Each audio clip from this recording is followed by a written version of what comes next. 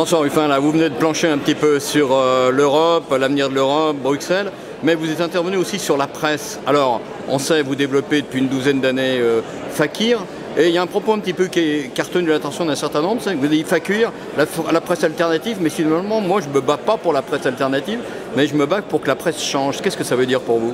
Je dis la presse alternative n'est pas une alternative. C'est-à-dire que mon objectif, c'est pas seulement que Fakir survive.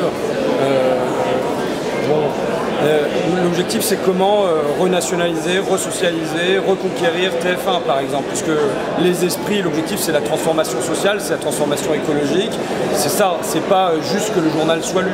Et si on veut transformer le monde, il faut d'abord changer ce qu'on y met dans les têtes. Et ce qu'on y met dans les têtes majoritairement dans ce pays, c'est pas Fakir, c'est TF1, c'est peut-être Google aujourd'hui, c'est un certain nombre d'outils comme ça. Et donc, on ne peut pas se contenter de faire un petit journal en marge de ces grands outils d'information. Il faut repartir de la reconquête de ces instruments-là, quoi. Sinon on a perdu d'avance, on a perdu plein de batailles idéologiques d'avance. Vous êtes sorti d'une des grandes écoles de journalistes de la profession, le CFJ, vous avez travaillé avec Daniel Mermet, vous travaillez un peu au Monde Diplo. Est-ce que vous pensez que les 37 000 journalistes qui sont en carte de presse sont prêts à des choses comme ça ? Vos collègues? Je pense qu'ils sont prêts, je pense qu'ils seront beaucoup plus heureux. Les journalistes de TF1 seraient beaucoup plus heureux, je pense, d'être dirigés par une société des journalistes, par exemple, que d'être dirigés par Bouygues.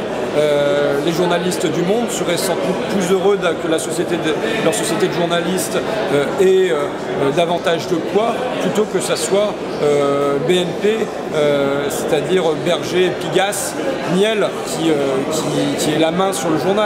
Donc je pense que le verrou à faire sauter n'est pas essentiellement les 37 000 journalistes de ce pays. Maintenant, c'est trouver des modèles économiques pour éjecter les grands groupes d'armement, les grands groupes du béton, les grands groupes bancaires, des entreprises de presse, repartir du programme du Conseil national de la résistance, qui souhaite l'indépendance des médias, l'indépendance de la presse à l'égard du monde économique, des politiques et des puissances étrangères.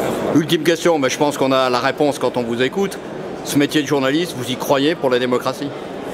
Je l'ai dit, je pense que c'était une nécessité. Aujourd'hui, j'y crois pas au vu de ce qu'il est majoritairement, mais je pense qu'il y a une nécessité de transformer les esprits si on veut transformer le monde. Comment imaginer une démocratie sans qu'il y ait du débat d'idées? Malheureusement, c'est un peu ce qui se produit. Le débat d'idées est aujourd'hui extrêmement étriqué. Je parlais d'une émission, par exemple, où on avait un débat, entre guillemets, entre des patrons de grandes industries et un envoyé de chez Rothschild. Donc si c'est ça le pluralisme, si le pluralisme c'est entre Rothschild et Vivendi, bon voilà, on a des débats qui sont extrêmement étriqués. Il s'agit de pouvoir rouvrir le débat démocratique. Je dis toujours, la démocratie, elle n'existe pas, elle se fait exister. Et donc il faut taper en permanence dans la fourmilière démocratique pour qu'elle existe, quoi.